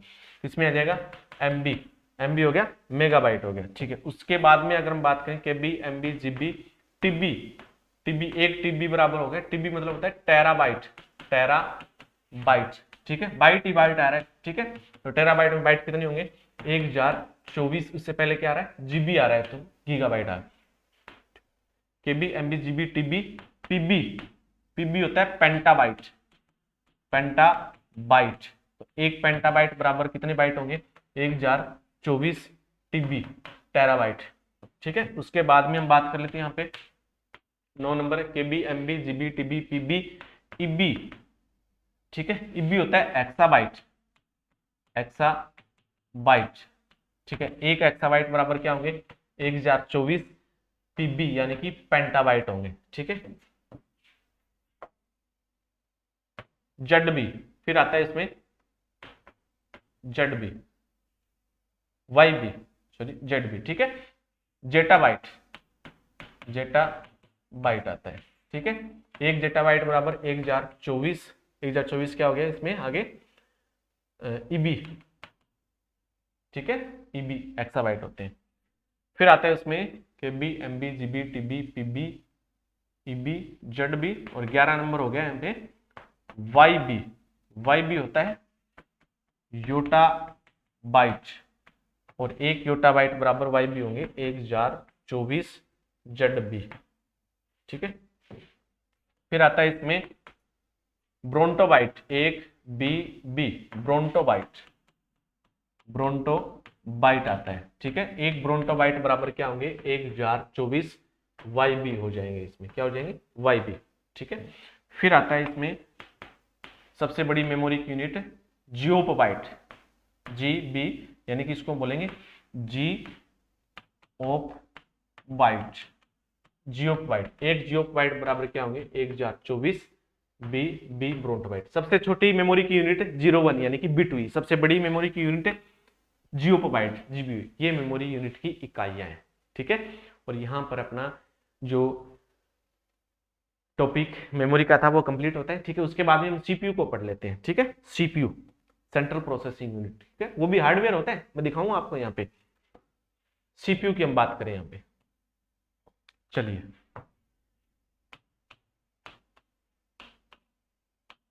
सीपीयू, ठीक है। सीपीयू सेंट्रल प्रोसेसिंग यूनिट पूरा नाम होता है इसका, हार्डवेयर है, क्या है हार्डवेयर है, ठीक है। मेमोरी भी hardware, central processing unit, central processing unit, central processing unit, केंद्रीय प्रसंस्करण इकाई, केंद्रीय प्रसंस्करण इकाई, केंद्रीय प्रसंस्करण इकाई, ठीक है। सीपीयू और किस नाम से जाना जाता है सीपीयू को, ठीक है, माइक्रो प्रोसेसर, माइक्रो प्रोसेसर भी इसको कहते हैं, ठीक है। प्रोसेसर भी इसको बोलते हैं, क्या बोलेंगे प्रोसेसर भी इसको बोलेंगे, ठीक है। माइक्रो चिप भी बोलेंगे, माइक्रो, माइक्रो मतलब छोटा, चिप मतलब चिप के समान होता है, माइक्रो चिप, ठीक है। कंप्यूटर का मस्तिष्क, कंप्यूटर का मस्तिष्क भी कहते हैं, ठीक है। Micro processor, processor, microchip, computer का मस्तिष्क, ब्रेन ऑफ कंप्यूटर बोल दो, ठीक है, भी कहते हैं, ठीक है। इसको ये भी हम कहते हैं, ठीक है। अब इसके में बात कर लेते हैं सीपीयू के भाग की कितने होते हैं। सीपीयू गणना करने का काम करता है, किसका काम करेगा गणना करने का, गणना करने का काम करते हैं, ठीक है। एक छोटा सा आयताकार टुकड़ा होता है, क्या होता है आयताकार टुकड़ा होता है। किस पे लगा होता है? मदरबोर्ड पे लगा होता है। किस पे लगा होगा? मदरबोर्ड पे लगा होता है। किस पे लगा होगा? मदरबोर्ड। चलिए हम देख लेते हैं यहाँ पे, ठीक है। ओके, मदरबोर्ड हम दिखा देता हूँ मैं यहाँ पे, मदरबोर्ड, ठीक है। मदरबोर्ड पहले से प्रिंटेड होता है, ठीक है। चलिए मदरबोर्ड की हम बात कर लेते हैं यहाँ पे। ये रहा मदरबोर्ड, ये इस तरीके से प्रिंट किया हुआ आता है। हार्डवेयर में इसको हम पढ़ेंगे, ठीक है। ये बहुत सारे इसमें छोटे छोटे हार्डवेयर लगे होते हैं, ठीक है। हाँ, स्लॉट होते हैं इसमें। स्लॉट किसको बोलते हैं? मदरबोर्ड पर बने खाली स्थान को स्लॉट बोला जाता है। मदरबोर्ड पे बहुत सारे खाली स्थान होते हैं जिसमें हम उपकरण लगा सकते हैं, ठीक है। जैसे सिम का स्लॉट होता है ना, खाली सिम स्लॉट होता है, उसमें हम सिम डाल देते हैं तो वो स्लॉट होता है। स्लॉट के अंदर हमने सिम डाल दी, वैसे इस खाली, जैसे ये रैम के स्लॉट होते हैं, ये 2 स्लॉट होते हैं रैम, यहाँ पे क्या लगती है? रैम लगती है, ठीक है। और खाली जगह कहाँ पे? ये रहा, ये यहाँ पे सीपीयू लगता है, ये खाली जगह यहाँ पे सीपीयू लगेगा, ठीक है। ये कैबिनेट के अंदर लगा होता है। मदरबोर्ड है किसके अंदर लगा होगा? कैबिनेट के अंदर लगा होता है। कैबिनेट जो ढांचा होता है ना, बॉक्स, ठीक है, इस तरीके से जो बना होता है, इस तरीके से जो बना होता है उसको हम कैबिनेट बोलते हैं इसके अंदर। चलिए हम देख लेते हैं और देख लेते हैं सीपीयू को, हम देख लेते हैं किस तरीके से यहाँ पे दिखाई देता है। चलिए ये यहाँ पे मैं बात कर लेता हूँ, ये यहाँ पे सीपीयू है, ठीक है। ये छोटा सा आपको आयताकार टुकड़ा यहाँ पे दिखाई दे रहा है ना, ये आयताकार टुकड़ा, ये सीपीयू है, ठीक है। ये यहाँ पे लगता है इसमें मदरबोर्ड पे। चलिए और हम इमेज देख लेते हैं यहाँ पे ताकि आपको क्लियर हो जाए, ठीक है। नेक्स्ट इमेज ये रहा, ये देखो इसमें, ये यहाँ पे, ये जो है ना, ये यहाँ पे सीपीयू है, ये यहाँ पे रखा जाता है। इसमें छोटा सा आयताकार टुकड़ा आता है, प्रोसेसिंग करने का काम करता है, गणना करने का काम करेगा, ठीक है। चलिए और देख लेते हैं हम यहाँ पे, तो ये देखो यहाँ पे, ये यहाँ पे सीपीयू लगा दिया गया है। मदरबोर्ड है ये यहाँ पे छोटा सा ये होता है सीपीयू, ठीक है। आयताकार टुकड़ा हो गया। आगे बात समझ में यहाँ पे। चलिए अब इसके हम भाग देख लेते हैं यहाँ पे, भाग, सीपीयू के भाग, सीपीयू के भाग की अगर हम बात करें, भाग कितने भाग होते हैं? 3 भाग होते हैं सीपीयू के। कौन कौन से भाग होते हैं? देखो यहाँ पे, एक तो होता है ALU, दूसरा होता है CU, तीसरा होता है MU, ठीक है। ये 3 भाग होते हैं, ठीक है, 3 भाग होते हैं आपके, ठीक है। ये सीपीयू हो गया, ठीक है। उसके बाद में इसके अंदर आता है ALU, इसके अंदर आता है CU और इसके अंदर आता है MU को आप यहाँ पे रजिस्टर मेमोरी बोल सकते हो, रजिस्टर मेमोरी आप बोल सकते हो, रजिस्टर मेमोरी, ठीक है। रजिस्टर मेमोरी, ये रजिस्टर मेमोरी होती है। सीपीयू के 3 भाग होते हैं, ठीक है, अलग अलग काम करते हैं। देखो यहाँ पे ALU का पूरा नाम क्या होता है? देखो यहाँ पे ALU का पूरा नाम होते हैं, ये सीपीयू के 3 भाग होते हैं। तो पहला हम पढ़ लेते हैं ALU का पूरा नाम होता है arithmetic logic unit, arithmetic logic unit, logic unit, ठीक है। अरिथमेटिक लॉजिक यूनिट, अरिथमेटिक गणित से संबंधित हो गया, ठीक है। लॉजिक मतलब तार्किक से संबंधित हो गया। ये जो काम करेगा, ये गणित और तार्किक गणनाओं का करने का काम करेगा। जैसे गणित की कोई भी क्वेश्चन आ गया, गणित की कोई सवाल आ गए, ठीक है, गणना करने संबंधी ये काम करता है, ठीक है। गणितीय और तार्किक कार्य करता है, ठीक है। गणितीय वर्ग कौन से आ गए? जैसे प्लस, माइनस, मल्टीप्लाई, ठीक है, और डिवाइड, ठीक है। तार्किक कार्य कौन से आ गए? Less than, greater than, equal to, not equal to, less than equal to, या फिर ग्रेटर देन इक्वल टू, और परसेंटेज की ये जो गणना करेगा, ये कौन करेगा? ये ALU करता है। आगे बात समझ में, ठीक है। दूसरा जो इसका भाग आता है, ठीक है, इसमें क्या होते हैं? इसमें अस्थायी रजिस्टर होते हैं। रजिस्टर यानी कि छोटी मेमोरी होती है, सबसे तेज मेमोरी रजिस्टर, इसके बारे में हम पढ़ेंगे। अस्थायी रजिस्टर होते हैं जो अस्थायी कुछ देर के लिए रिजल्ट को स्टोर रखते हैं, ठीक है। ALU कैलकुलेशन करेगा, मैथमेटिक और तार्किक, ठीक है। तो जो रिजल्ट निकालेगा, तो ALU के अंदर रजिस्टर होते हैं, उनको स्टोर करता है। रजिस्टर अस्थायी रजिस्टर होते हैं, रिजल्ट को शो करते हैं, रिजल्ट को अस्थायी रूप से स्टोर करते हैं, ठीक है। दूसरा इसमें जो भाग आता है वो आता है CU, सबसे इंपॉर्टेंट भाग है CPU का, सबसे इंपॉर्टेंट भाग CU होता है कंट्रोल यूनिट। कोई भी संस्थान में, ठीक है, कोई भी कंपनी में इंपॉर्टेंट क्या होता है? वहां का मैनेजर, ठीक है, जो सब पे नियंत्रण रखता है, सब पे नियंत्रण होता है, कर्मचारियों पे, कार्यों पे, सब पे नियंत्रण होता है, उसकी देखरेख में सारा काम होता है। तो सीपीयू में सारा देखरेख का काम होगा। तो इसका किस पे नियंत्रण रहेगा, ठीक है। अच्छा देखो यहां पे सीयू इनपुट, इनपुट पर नियंत्रण रहेगा, ठीक है। आउटपुट पर नियंत्रण रहेगा, आउटपुट पर नियंत्रण रहेगा, ठीक है। सबसे पहले जो निर्देश हम देंगे, इनपुट करेंगे, वो सबसे पहले सीयू के पास जाएगा, और आउटपुट जो जारी करवाएगा वो भी सीयू जारी करवाएगा, ठीक है। प्रोसेस करने का काम सीपीयू करता है, लेकिन सीपीयू का भाग है। मेमोरी पर नियंत्रण, मेमोरी पर नियंत्रण रखेगा, ठीक है। किस मेमोरी से डाटा लाना है, किस मेमोरी डाटा लेके जाना है, ठीक है।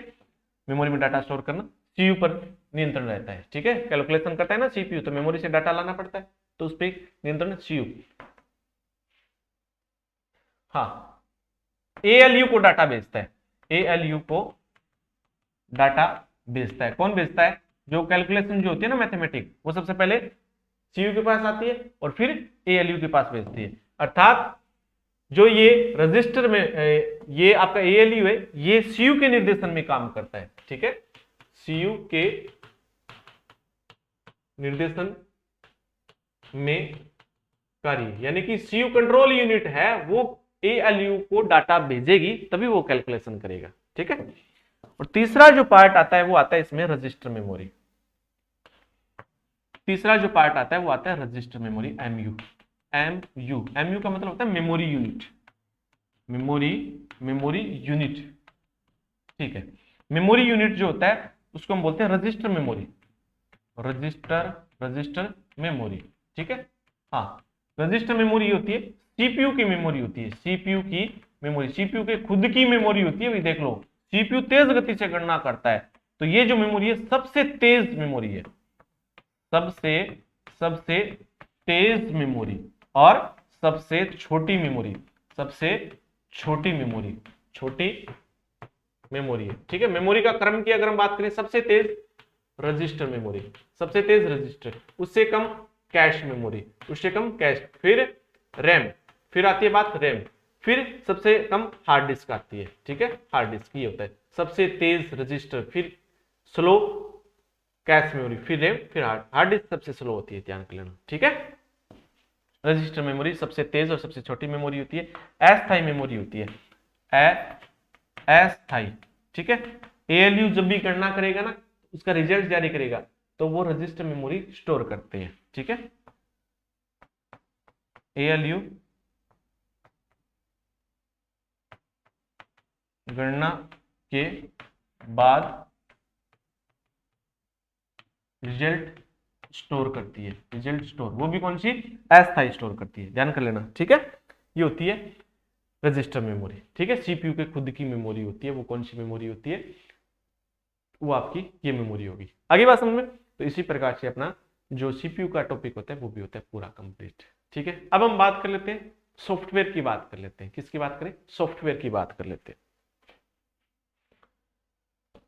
हाँ, सॉफ्टवेयर की बात करें हम यहाँ पे, चलिए।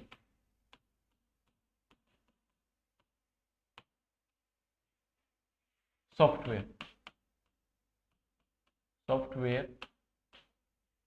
प्रौद्योगिकी की हम बात कर लेते हैं। सॉफ्टवेयर प्रौद्योगिकी, सॉफ्टवेयर क्या होता है? सॉफ्टवेयर प्रौद्योगिकी की अगर हम बात करें, सॉफ्टवेयर जो होता है ना, ये आपका कंप्यूटर के अंदर ही होता है। प्रोग्राम जो होते हैं ना, कंप्यूटर के अंदर ही होते हैं, ठीक है। जैसे मान लो आप मोबाइल में कोई भी सॉफ्टवेयर चलाते हो, तो ये किस में होंगे? मोबाइल के अंदर ही होते हैं, ठीक है। जैसे आप ऐप कोई चलाते हो, ऐप जैसे फेसबुक एप्लीकेशन, ठीक है, ट्विटर हो गया या फिर यूट्यूब हो गया, ये क्या है? सॉफ्टवेयर है। व्हाट्सएप हो गया, ये सॉफ्टवेयर है, ये कंप्यूटर के अंदर काम करेंगे। कंप्यूटर के अंदर हम जो भी निर्देश देंगे ना, उनको करवाता कौन है? वो सॉफ्टवेयर ही करवाता है अंदर, ठीक है। अंदर का काम होता है, ठीक है। सॉफ्टवेयर को हम प्रोग्राम भी कहते हैं, सॉफ्टवेयर को हम क्या बोलते हैं? प्रोग्राम बोलते हैं, प्रोग्राम कहते हैं, ठीक है। सॉफ्टवेयर का जो मुख्य उद्देश्य होता है, क्या होता है? मुख्य उद्देश्य क्या होगा? हम जो भी निर्देश देंगे उसको पूरा करवाएगा, ठीक है, पूरा करवाएगा।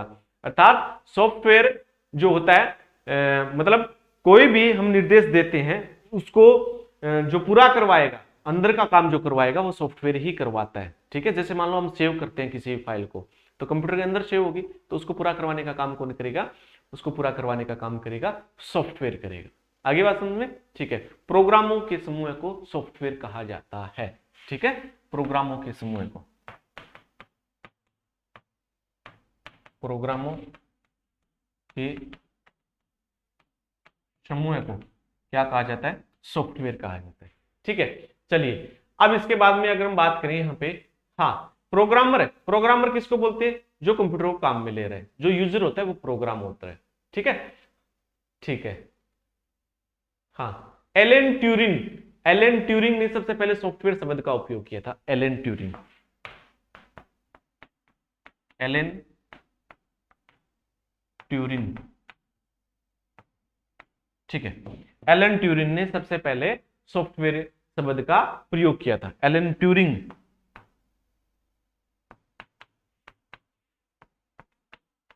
सबसे पहले सॉफ्टवेयर शब्द का प्रयोग, सॉफ्टवेयर शब्द का प्रयोग किया था। किसने? एलन ट्यूरिंग ने किया था। आगे बात में, सॉफ्टवेयर का प्राथमिक उद्देश्य डेटा को सूचना में प्रदर्शित करना है। जो भी हम डेटा देंगे उसको रिजल्ट के रूप में प्रदर्शित करना होता है। डाटा को सूचना यानी कि आउटपुट में प्रदर्शित करना, ये उद्देश्य होता है सॉफ्टवेयर का। ठीक है, आगे बात समझे? अब देखो यहां पे, ठीक है, चलिए अब इसके बाद में सॉफ्टवेयर जो होते हैं वो कितने प्रकार के होते हैं। एक आम भाषा में अगर सॉफ्टवेयर को हम देखें, जिसको हम छू नहीं सकते, जिसको सिर्फ देख सकते हैं, वो क्या होता है? वो सॉफ्टवेयर होता है। आगे हार्डवेयर जिसको हम छू सकते हैं, जिसको हम देख सकते हैं, वो हार्डवेयर हो गया। ठीक है, सॉफ्टवेयर दो प्रकार के होंगे, एक तो सिस्टम सॉफ्टवेयर होता है, एक एप्लीकेशन सॉफ्टवेयर होता है। चलिए हम बात कर लेते हैं यहाँ पे सॉफ्टवेयर के प्रकार। सॉफ्टवेयर भी कई प्रकार के होते हैं, तो इसमें भी पूछा जा सकता है निम्न में से कौन सा सॉफ्टवेयर किस सॉफ्टवेयर का उदाहरण है। ठीक है, सॉफ्टवेयर एक तो होता है इसमें सिस्टम सॉफ्टवेयर, एक होता है एप्लीकेशन सॉफ्टवेयर। सिस्टम सॉफ्टवेयर, ठीक है, एक होता है application software. Application, application software, app जिसको आप बोलते हो, है ना, मोबाइल में यूज करते हो, सॉफ्टवेयर। ठीक है, इसको अनुप्रयोग सॉफ्टवेयर भी बोला जाता है। अनुप्रयोग, अनुप्रयोग सॉफ्टवेयर भी बोला जाता है। सिस्टम सॉफ्टवेयर, कंप्यूटर को हम सिस्टम बोलते हैं ना, ठीक है, कंप्यूटर को हम सिस्टम बोलते हैं, अर्थात कंप्यूटर सिस्टम को चलाने के लिए सिस्टम सॉफ्टवेयर की जरूरत पड़ती है। ठीक है, हाँ सॉफ्टवेयर बहुत काम के होते हैं। हार्डवेयर को चलाने के लिए सॉफ्टवेयर की जरूरत पड़ती है। हार्डवेयर और सॉफ्टवेयर से ही कंप्यूटर सिस्टम चलता है। जैसे हमारी बॉडी है, हार्डवेयर है, ठीक है, अंदर क्या है? आत्मा है, वो सॉफ्टवेयर है। ठीक है, आत्मा होगी तो बॉडी शांत ठीक रहेगी, बॉडी होगी तो आत्मा ठीक रहेगी, है ना। तो ये चीज होती है इसमें। ठीक है, आगे बात समझे, चलो सिस्टम सॉफ्टवेयर कौन कौन से होते हैं इसकी हम बात कर लेते हैं। ठीक है, कंप्यूटर सिस्टम को चलाने के लिए, कंप्यूटर सिस्टम को चलाने के लिए जिस सॉफ्टवेयर की जरूरत पड़ती है वो कौन सा सॉफ्टवेयर होता है? वो सिस्टम सॉफ्टवेयर होता है। अर्थात इसके बिना कंप्यूटर सिस्टम नहीं चलता, इसके बिना नहीं चलता, इसके बिना चल जाएगा। ठीक है, क्योंकि ये ऐप होते हैं जो हम लोग यूज करते हैं। ठीक है, हम अपनी आवश्यकताओं की पूर्ति के लिए यूज करते हैं। ठीक है, और ये सॉफ्टवेयर ये कंप्यूटर सिस्टम को चलाने के लिए उपयोगी होते हैं, कंप्यूटर सिस्टम के लिए जरूरी होते हैं। ठीक है, ये कौन कौन से होते हैं देखो, एक तो होता है operating system, operating operating system. ठीक है, दूसरा होता है भाषा अनुवादक, भाषा अनुवादक। ठीक है, ये करता है 0 1 में बदलने का काम। तीसरा होता है लोडर, जो हम रोम में पढ़ के आए थे। चौथा होता है लिंकर, सॉफ्टवेयर को जोड़ने का काम करता है। ठीक है, होगी बात समझ में? ठीक है, ये चीज यहाँ पे हम पढ़ेंगे। चलो आगे बात करें। अब देखो यहाँ पे ऑपरेटिंग सिस्टम, ऑपरेटिंग सिस्टम जिसको शॉर्ट में ओएस बोलते हैं, ओएस ऑपरेटिंग सिस्टम। हिंदी में इसको प्रचालन तंत्र कहा जाता है, प्रचालन तंत्र कहा जाता है, प्रचालन तंत्र। ठीक है, यूजर के द्वारा दिए गए निर्देश को पूरा करवाने का काम कौन करता है? Operating system. भाई पूरा करने का काम कौन करता है? सीपीयू करता है। गणना करने का काम सीपीयू करेगा, लेकिन जो हम निर्देश देते हैं उन निर्देश को सीपीयू तक पहुंचाएगा कौन? ऑपरेटिंग सिस्टम पहुंचाता है। यूजर जो भी निर्देश देता है वो ऑपरेटिंग सिस्टम ही करवाता है, क्योंकि ऑपरेटिंग सिस्टम एक सॉफ्टवेयर है। ठीक है, ये ऑपरेटिंग सिस्टम अगर इंस्टॉल नहीं होंगे तो कंप्यूटर सिस्टम नहीं चलेगा। जैसे मोबाइल में एंड्रॉइड, एंड्रॉइड क्या एक ऑपरेटिंग सिस्टम है, एंड्रॉइड नहीं होगा ऑपरेटिंग सिस्टम नहीं चलेगा। एप्पल का आईओएस, आईओएस क्या एक ऑपरेटिंग सिस्टम है। वैसे ही कंप्यूटर की विंडो, विंडो जानते हो? विंडो उड़ गई यार, आज तो कंप्यूटर की विंडो हम डलवाएंगे। ठीक है, नई विंडो आ गई, विंडो को हम अपडेट करवाएंगे। विंडो क्या ऑपरेटिंग सिस्टम है। विंडो उड़ जाती है, विंडो करप्ट हो जाती है, तो कंप्यूटर सिस्टम चलता है क्या? नहीं चलता। तो ऑपरेटिंग सिस्टम है, कंप्यूटर सिस्टम को चलाने के लिए इनकी जरूरत पड़ती है। ठीक है, हाँ, हार्डवेयर और यूजर के बीच कड़ी होती है ये ऑपरेटिंग सिस्टम। हार्डवेयर कंप्यूटर में निर्देश देते हैं, कौन देता है? यूजर देता है। तो उनके बीच की कड़ी का काम कौन करता है? ऑपरेटिंग सिस्टम करता है। जो यूजर निर्देश देता है उसको पूरा करवाने का काम कंप्यूटर से ऑपरेटिंग सिस्टम का होता है। ठीक है, ये देख लेते हैं यहाँ पे हार्डवेयर और यूजर के बीच कड़ी जो होती है वो ऑपरेटिंग सिस्टम होती है। ऑपरेटिंग सिस्टम होते हैं कौन कौन से? चलिए हम देख लेते हैं ऑपरेटिंग सिस्टम कौन कौन से होते हैं। विंडोज, विंडोज, ठीक है, लाइनक्स, लिनक्स, ठीक है, यूनिक्स। सबसे ज्यादा प्रचलित ऑपरेटिंग सिस्टम है वो विंडोज है, सबसे ज्यादा। यूनिक्स, एमएस डोस, एमएस डोस का पूरा नाम हो गया है Microsoft disk operating system, Microsoft disk operating system. ठीक है, और कौन से होते हैं? उबंटू, उबंटू, ठीक है, और कौन से होते हैं? Mac OS, Mac OS, Macintosh operating system, Macintosh operating system. ठीक है, और एंड्रॉयड, ये मोबाइल का है, एंड्रॉयड, एंड्रॉयड इसका, ये मोबाइल का है। ठीक है, आईओएस, ये भी क्या है? मोबाइल का ऑपरेटिंग सिस्टम है। ठीक है, तो ये ऑपरेटिंग सिस्टम होते हैं, अर्थात ये सिस्टम सॉफ्टवेयर होते हैं। ठीक है, हाँ, आगे बात समझ में। ये क्या होंगे? ये आपके ऑपरेटिंग सिस्टम होंगे, अर्थात सिस्टम सॉफ्टवेयर काम करेगा इसमें। ठीक है, फिर हम बात कर लेते हैं यहाँ पे भाषा अनुवादक की। हम बात कर लेते हैं, किसकी बात करें? भाषा अनुवादक, लैंग्वेज ट्रांसलेटर जिसको बोला जाता है। क्या? लैंग्वेज ट्रांसलेटर जिसको बोला जाता है। यानी कि ये मानवीय भाषा को 0 1 में बदलने का काम करता है, बाइनरी भाषा में बदलने का काम करता है। बाइनरी भाषा कंप्यूटर समझता है, अपनी भाषा कंप्यूटर नहीं समझता। ठीक है, हम जिस भाषा में निर्देश देते हैं वो हाई लेवल लैंग्वेज होती है, उच्च स्तरीय भाषा होती है। कंप्यूटर 0 1 निम्न स्तरीय भाषा समझता है। ठीक है, भाषा अनुवादक की अगर हम बात करें, मानवीय भाषा को बाइनरी भाषा में बदलता है। बाइनरी भाषा, बाइनरी भाषा कौन सी होगी? 0 1 में बदलता है। ठीक है, 0 1 में बदलता है। अब कौन कौन से होते हैं लैंग्वेज ट्रांसलेटर? 3 प्रकार के होते हैं। कितने प्रकार के? 3।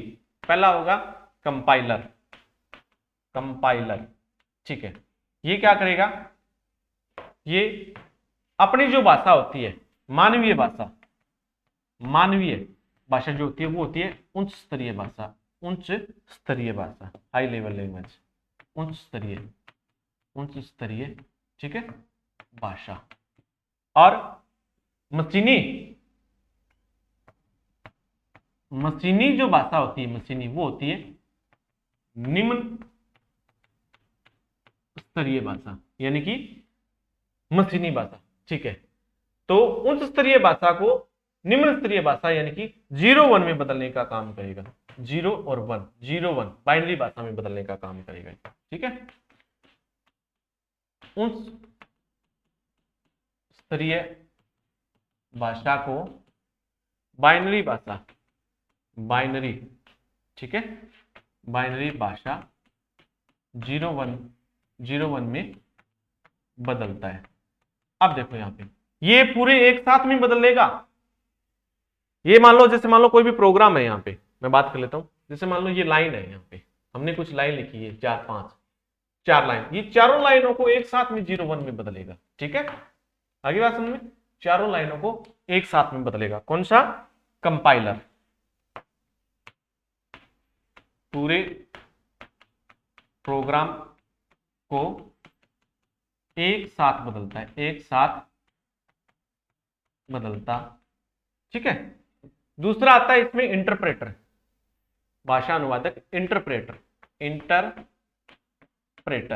ठीक है, इंटरप्रेटर क्या करेगा? ये भी उन स्तरीय भाषा को बाइनरी भाषा में बदलेगा, लेकिन ये लाइन बाय लाइन बदलेगा, एक एक लाइन बदलेगा, एक साथ में पूरे प्रोग्राम को नहीं बदलेगा। ठीक है, हाँ, उन स्तरीय भाषा को बाइनरी भाषा, बाइनरी भाषा, बाइनरी भाषा कौन सी? निम्न स्तरीय वाली। ठीक है, बाइनरी भाषा में बदलता है। ठीक है, यह प्रोग्राम को लाइन बाय लाइन बदलेगा, यह प्रोग्राम को लाइन बाय लाइन में बदलता है। ठीक है, एक एक लाइन को बदलेगा 01 में। ठीक है, तीसरा जो इसका भाषा अनुवादक होता है वो होता है, 3 ही होते हैं, असेंबलर, असेंबलर। ठीक है, असेंबली भाषा होती थी पहले, अब यूज में नहीं ली जाती है क्योंकि ये हार्ड भाषा है, इसमें काम करना कठिन होता है। ठीक है, हाँ, असेंबली भाषा, कौन सी भाषा? असेंबली भाषा, असेंबली भाषा। ठीक है, ठीक है, इसमें लिखे कोड को असेंबली भाषा होती थी। भाई कंप्यूटर तो क्या समझता है? कंप्यूटर तो सिर्फ और सिर्फ 01 समझता है, बाकी भाषा कोई भी हो वो भाषा 01 में बदली जाएगी। तो असेंबली भी भाषा है, असेंबली भाषा भी 01 में बदली जाएगी, तो उसको बदलने के लिए असेंबलर ट्रांसलेटर। ठीक है, असेंबली भाषा में लिखे गए कोड, असेंबली भाषा में लिखे गए कोड जो होते हैं उनको क्या बोलते हैं? वो देखो यहाँ पे, असेंबली भाषा में लिखे गए कोड को निमोनिक्स कोड बोला जाता है। निमोनिक्स कोड बोला जाता है। क्या बोला जाएगा? निमोनिक्स कोड बोला जाएगा। ठीक है, असेंबली भाषा को 01 में बदलने के लिए असेंबली भाषा को निम्न स्तरीय भाषा में, निम्न स्तरीय भाषा में बदलता है। ठीक है, कौन सा? Assembler translator. आगे बात समझ में यहाँ पे? चलिए, उसके बाद में हम बात करते हैं भाई 01 और असेंबली भाषा के अलावा जो भी भाषा बच गई, जैसे C++, जावा, ठीक है, कोबोल, फोर्ट्रॉन, ये सारी उच्च स्तरीय भाषा है। ये सारी की सारी क्या है? उच्च स्तरीय भाषा है। ठीक है, C++, जावा, ठीक है, कोबोल, फोर्ट्रॉन, ये क्या है? HLL है, high level language, high level language उच्च स्तरीय भाषा है। ठीक है, उसके बाद में क्या बच गया यहाँ पे देखो, उसके बाद में बच गया अपना यहाँ पे लोडर। लोडर का मैंने आपको बता दिया। ठीक है, रोम में रहता है। लोडर किस में रहता है? रोम में रहता है, और लोड करने का काम करता है। ठीक है, सेकेंडरी मेमोरी में कोई भी डाटा है उसको प्राइमरी मेमोरी रैम में लोड करने का काम करेगा। लिंकर, ठीक है, सॉफ्टवेयर को जोड़ने का काम करता है। ठीक है, किसको? सॉफ्टवेयर को जोड़ने का काम करता है, जोड़ने का काम करता है। आगे बात सुनो, ये होता है आपका सिस्टम सॉफ्टवेयर। क्या होता है? System software. ठीक है, अब हम इसमें बात कर लेते हैं यहाँ पे कि एप्लीकेशन सॉफ्टवेयर कौन सी रह जाते हैं। एप्लीकेशन सॉफ्टवेयर ये तो सिर्फ और सिर्फ यूजर कंप्यूटर सिस्टम के लिए यूज होता है, कंप्यूटर सिस्टम को चलाने के लिए, ये यूजर के लिए होते हैं। ठीक है, यूजर अपनी आवश्यकता के लिए जिस सॉफ्टवेयर को काम में लेगा वो एप्लीकेशन सॉफ्टवेयर। जैसे आप मोबाइल में प्ले स्टोर से बहुत सारे ऐप डाउनलोड करते हो, वो क्या है? सारे के सारे application software. WhatsApp application software, आप अपनी आवश्यकता के अनुसार काम में लोगे। अब व्हाट्सएप की कंप्यूटर सिस्टम को जरूरत पड़ती है क्या? नहीं पड़ती, वो तो आपको जरूरत पड़ती है, यूजर को जरूरत पड़ती है। अगर व्हाट्सएप नहीं होगा तो कंप्यूटर सिस्टम नहीं चलेगा क्या? बिल्कुल चलेगा। अगर विंडो नहीं होगी ना, ये चीज नहीं होगी यहाँ पे, तो कंप्यूटर सिस्टम नहीं चलेगा।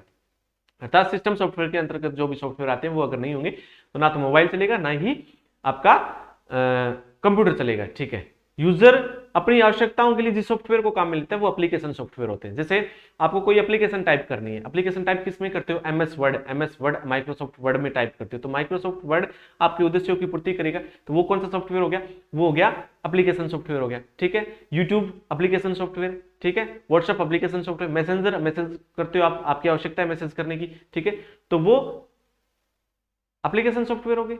ठीक है, वेब ब्राउजर, गूगल क्रोम में आप कोई भी जानकारी सर्च करते हो, जानकारी सर्च करने के बाद में आपकी आवश्यकताओं की पूर्ति होती है, कौन सी जानकारी आपने सर्च की वो आपको मिल गई, तो किससे सर्च किया, वेब ब्राउजर गूगल क्रोम से। गूगल क्रोम क्या हो गया, एक एप्लीकेशन सॉफ्टवेयर हो गया, अकाउंटिंग सॉफ्टवेयर है। ये सारे सारे जितने भी आप अपनी आवश्यकता अनुसार काम में लेते हो वो सारे सारे एप्लीकेशन सॉफ्टवेयर है। ठीक है, मैं यहाँ पे लिख देता हूँ, हाँ, यूजर अपनी आवश्यकताओं की पूर्ति के लिए जिस सॉफ्टवेयर का यूज करता है वो कौन सा हो गया, हो गया एप्लीकेशन सॉफ्टवेयर हो गया। कौन सा हो गया, एप्लीकेशन सॉफ्टवेयर। जैसे अगर हम बात करें यहाँ पे, जैसे एमएस ऑफिस, एमएस ऑफिस के अंतर्गत कौन कौन से सॉफ्टवेयर आते हैं, देखो एमएस वर्ड आता है, एप्लीकेशन सॉफ्टवेयर है, एमएस एक्सेल आता है, एमएस पावर पॉइंट आता है, एप्लीकेशन सॉफ्टवेयर है। ठीक है, एमएस एक्सेस आता है, एप्लीकेशन सॉफ्टवेयर है, एमएस आउटलुक आता है, एप्लीकेशन सॉफ्टवेयर है, एमएस इन्फोपाथ आता है, इन्फोपाथ एप्लीकेशन सॉफ्टवेयर है। ठीक है, एमएस पब्लिशर आता है, एमएस पब्लिशर एप्लीकेशन सॉफ्टवेयर है। ठीक है, इनको यूजर अपनी आवश्यकताओं की पूर्ति के लिए इनको यूज करता है। ठीक है, अब देखो इसके अलावा और कौन से, वेब ब्राउजर कौन से होते हैं, जिसमें हम इंटरनेट चलाते हैं, वो सारे के सारे जो होते हैं वो एप्लीकेशन सॉफ्टवेयर होते हैं। वेब ब्राउजर जैसे गूगल क्रोम हो गया, मोजिला फायरफॉक्स हो गया, इंटरनेट एक्सप्लोरर हो गया, ओपेरा मिनी हो गया, ठीक है, और नेटस्केप नेविगेटर हो गया, ये क्या है, ये सारे के सारे कौन से हैं, ये सारे के सारे एप्लीकेशन सॉफ्टवेयर है। ठीक है, हाँ, वर्ड स्टार आता है, ओपेन राइटर होता है, और भी देख लेते हैं एप्लीकेशन सॉफ्टवेयर में। ठीक है, एमएस ऑफिस के बाद में वर्ड स्टार, ओपेन राइटर, ठीक है, ओपेन राइटर हो गया। ठीक है, उसके बाद में देखो यहाँ पे मैं बात कर लेता हूँ, उसके बाद में ओपेन राइटर के बाद में वेब ब्राउजर। अब वेब ब्राउजर में क्या क्या आते हैं वो देख लो। वेब ब्राउजर में गूगल क्रोम आ गया,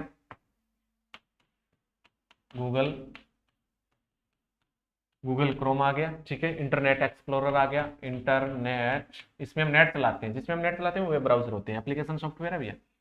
इंटरनेट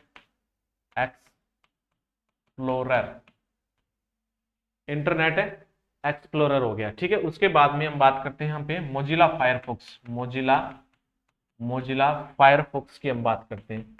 फायरफॉक्स ये भी क्या है, ये भी वेब ब्राउजर है। ठीक है, और वेब ब्राउजर सारे के सारे एप्लीकेशन सॉफ्टवेयर होते हैं। ठीक है, ओपेरा मिनी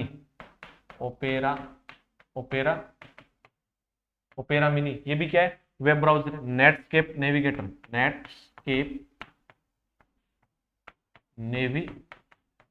ये भी क्या है, वेब ब्राउजर है। ठीक है, एक सफारी रह जाता है, ये भी क्या है, वेब ब्राउजर है। ठीक है, अगर वेब ब्राउजर जितने भी होंगे ये आपके सारे के सारे एप्लीकेशन सॉफ्टवेयर होंगे। चलिए उसके बाद में हम देख लेते हैं यहाँ पे, तो डीबीएमएस और कौन कौन से रह जाते हैं, DBMS, database management system, database management system, management system, ये भी क्या है, ये भी एप्लीकेशन सॉफ्टवेयर है, ठीक है। और हम बात करें यहाँ पे DTP, desktop publishing, DTP, desktop publishing,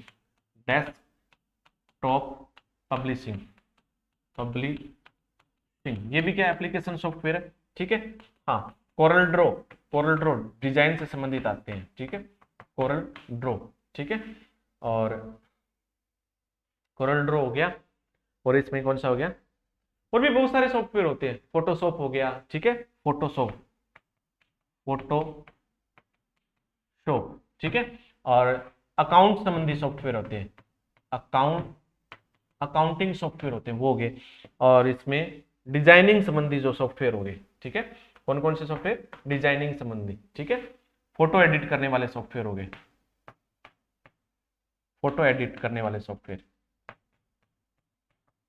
photo edit वाले सॉफ्टवेयर, एप्लीकेशन सॉफ्टवेयर हो गए। और हम बात करें फेसबुक, सोशल मीडिया जो हो गया, ठीक है, सोशल मीडिया में जितने भी सॉफ्टवेयर आते हैं सारे के सारे एप्लीकेशन सॉफ्टवेयर है, ठीक है। जैसे बात कर लेते हैं हम यहाँ पे फेसबुक, व्हाट्सअप, ठीक है, टेलीग्राम, ठीक है, और इंस्टाग्राम, ठीक है, ट्विटर, ठीक है, आदि क्या है, ये सारे के सारे एप्लीकेशन सॉफ्टवेयर है। आगे बात समझ में, ये सारे के सारे क्या है, एप्लीकेशन सॉफ्टवेयर है, ठीक है। हाँ, इनको यूजर अपनी आवश्यकताओं की पूर्ति के लिए काम में लेते हैं, ठीक है। जैसे एक VLC मीडिया प्लेयर आता है, जिसमें हम वीडियो चलाते हैं, MX प्लेयर, ठीक है, VLC मीडिया प्लेयर, वीडियो चलाने, MX प्लेयर जो आता है, इसमें भी वीडियो चलाते हैं।